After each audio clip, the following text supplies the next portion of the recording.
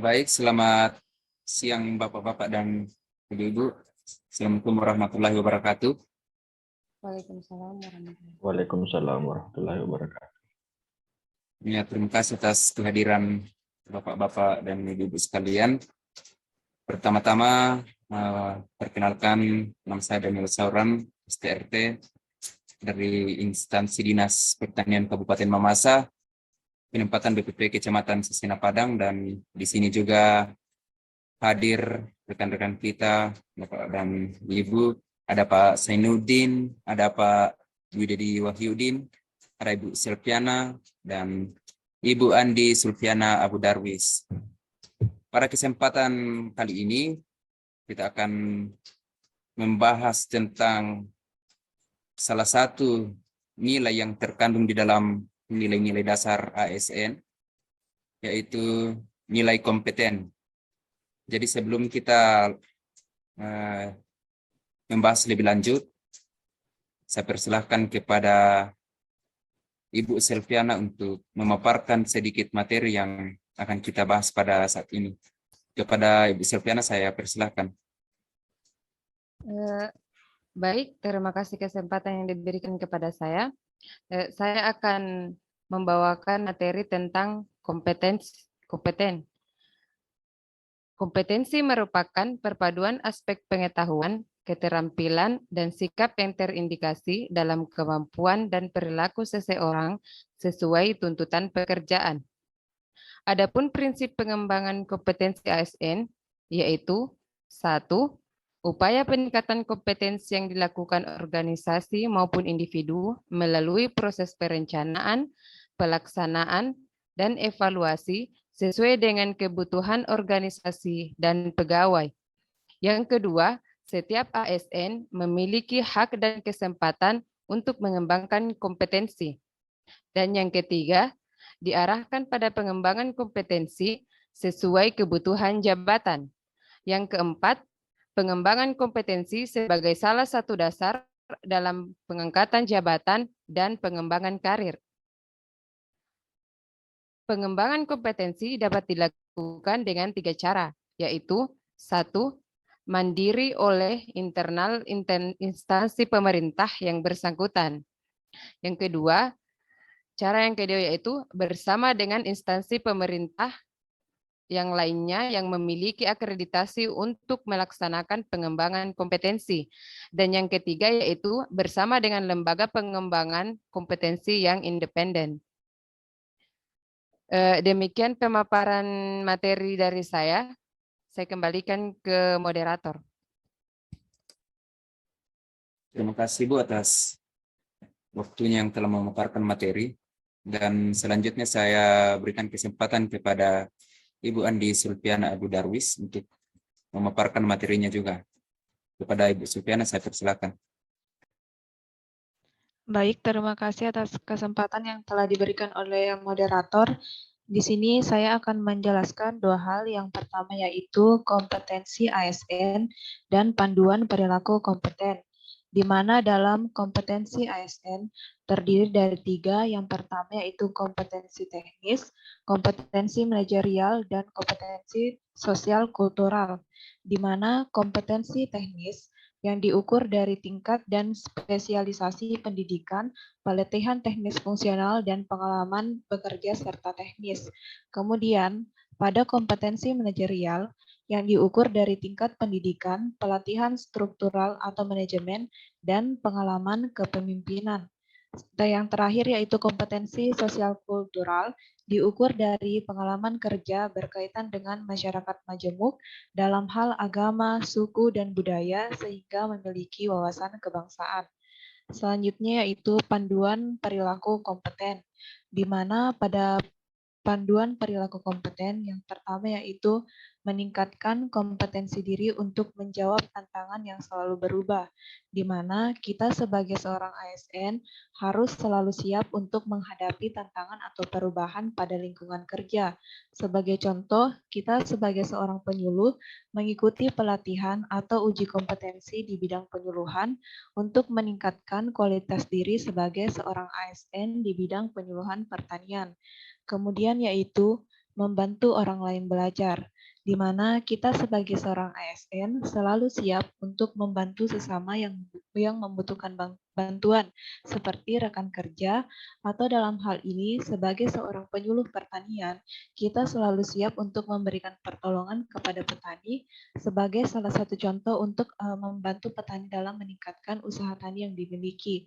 Kemudian yaitu melaksanakan tugas dengan kualitas terbaik, di mana kita sebagai seorang ASN harus mampu melaksanakan tugas yang diberikan dengan hasil yang terbaik dengan terus berusaha dan belajar untuk meningkatkan kualitas diri. Mungkin itu yang dapat saya sampaikan. Selanjutnya saya kembalikan kepada moderator. Terima kasih. Terima kasih Bu Andi Sulfiana yang telah memaparkan materinya. Jadi Bapak-Bapak dan Ibu-Ibu, dua materi telah kita dengarkan, sebetulnya masih adalah dalam satu lingkup, tetapi dari apa yang telah dipaparkan dari kedua pemateri kita saat ini, kalau saya tidak salah simak, Ibu Sulfiana itu lebih mengutarakan kepada teknik pengembangan kompetensi, sedangkan Ibu Andi Sulfiana Abu Darwis itu lebih kepada bagaimana perilaku pengembangan kompetensi itu sendiri. Nah, itu yang bisa saya tangkap, tetapi mungkin masih ada pertanyaan atau tanggapan dari rekan-rekan sekalian terkait materi yang sudah dipaparkan oleh kedua pemateri. Kalau ada, saya persilakan. Ya, saya Pak. Ya, silakan Pak Zainuddin. Ya, terima kasih Pak. Perkenalkan, nama saya Zainuddin. Saya ingin sedikit memberikan sedikit materi tanggapan tentang panduan perilaku kompeten tadi dengan menghubungkan dengan potret yang kita alami atau yang kita rasakan di negara kita ini. Jadi yang pertama tadi yang saya tangkap, selalu siap menghadapi tantangan. Bagaimana mungkin kita siap menghadapi tantangan kalau dari kecil saja kompetensi kita itu standarnya diturunkan. Bisa kita lihat, ambil contoh untuk ujian-ujian sekolah dasar sampai tingkat sekolah menengah ke atas, itu ketika permasalahan banyak siswa yang tidak lulus, itu standarnya diturunkan. Selanjutnya, kalau mau dibandingkan kompetensi kita dibandingkan kompetensi orang luar, itu sangat jauh. Salah satu hal yang bisa atau faktor yang saya mungkin yang bisa saya rasakan, karena kita masih kekurangan fasilitas yang bisa menambah kompetensi masyarakat kita. Terus banyak juga hal yang kita lihat, kompetensi kita itu dibuat seadanya. Artinya itu hanya sebatas kajian-kajian saja, tidak turun sampai ke pengaplikasiannya di lapangan. Selanjutnya, membuat orang lain juga ikut membantu orang lain belajar. Kalau kita bicara kompetensi, ada hal lain yang harus kita perhatikan dari kompetensi ini, yaitu kompetisi. Jadi sebelum kita bicara tentang kompetensi, kita harus bicara kompetisi terlebih dahulu. Karena kalau lapangan pekerjaan kurang, semua orang mempunyai kompeten yang baik, itu akan menghasilkan kompetisi. Jadi, menurut saya, potret di negara kita yang harus sebelum memperhatikan kompetensinya, harus memperhatikan kompetisi itu dulu. Selanjutnya adalah masyarakat kita dihimbau untuk melaksanakan tugas dengan kualitas terbaik. Kalau yang menjadi permasalahan, banyak orang sudah mengeluarkan kemampuan terbaiknya, tapi yang didapatkan itu tidak sesuai atau imbal hasil yang didapatkan tidak sesuai dengan kemampuan terbaiknya. Artinya banyak banyak saya lihat orang itu bekerja dengan susah payah, tetapi hasilnya tidak dihargai. Mungkin itu yang bisa saya sampaikan, mungkin tanggapan atau opini saya tentang kompeten. Terima kasih, Pak Moderator. Ya baik, terima kasih Pak Senit yang telah memberikan tanggapannya yang mengatakan bahwa terkait dengan perilaku kompetensi di ya katakanlah di negara kita ya memang masih perlu sangat perlu pengembangan yang lebih baik sebab sesuai pendapat dari Pak Senudin tadi ya rupa-rupanya kita masih sangat ketinggalan tentang bagaimana untuk mengembangkan kompeten di mungkin di bidang tugas kita di entah itu di bidang pemerintahan atau ya instansi lain yang ada. Apakah masih ada tanggapan atau pertanyaan dari Pak Bidedi? Ya, mungkin saya hanya menambahkan bagaimana mengaplikasikan nilai kompetensi ini berdasarkan pengalaman saya. Jadi pernah suatu ketika itu saya berkunjung ke wilayah binaan. Salah seorang petani di daerah itu bertanya mengenai kesehatan ternaknya. Dan pada saat itu saya tidak bisa menjawab pertanyaan petani itu.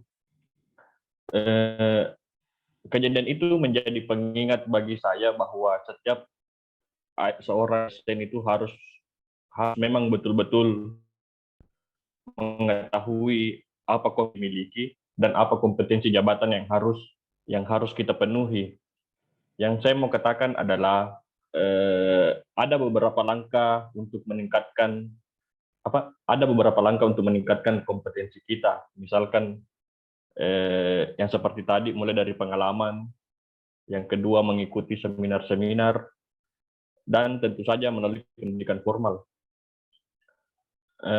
Dan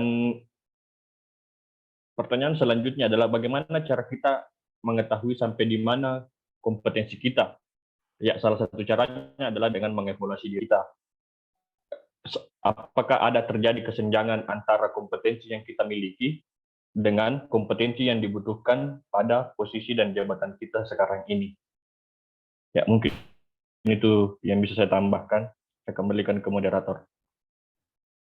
Ya, terima kasih Pak Bidedi Wahyudin yang sudah mengungkapkan pandangannya atau pendapatnya tentang kompetensi ini. Jadi kedua tanggapan yang kita dengarkan tadi sebetulnya hampir searah, artinya kita masih sangat membutuhkan yang namanya peningkatan kompetensi. Dan seperti yang dikemukakan tadi Pak Dwedi bahwa pernah mengalami hal yang mungkin sedikit Pengalaman. membutuhkan kompetensi. Ya, apakah masih ada atau sudah tidak ada? Kalau sudah tidak ada yang ingin menanggapi, saya kira sudah sangat jelas tadi. Tidak perlu lagi saya uraikan satu persatu di sini karena kita sudah simak semua. Jadi terima kasih kepada rekan-rekan yang sudah hadir dalam diskusi hari ini. Saya akhiri dengan ucapan Assalamualaikum warahmatullahi wabarakatuh dan selamat siang untuk kita sekalian. Waalaikumsalam warahmatullahi Assalamualaikum warahmatullahi wabarakatuh. Terima kasih, Pak.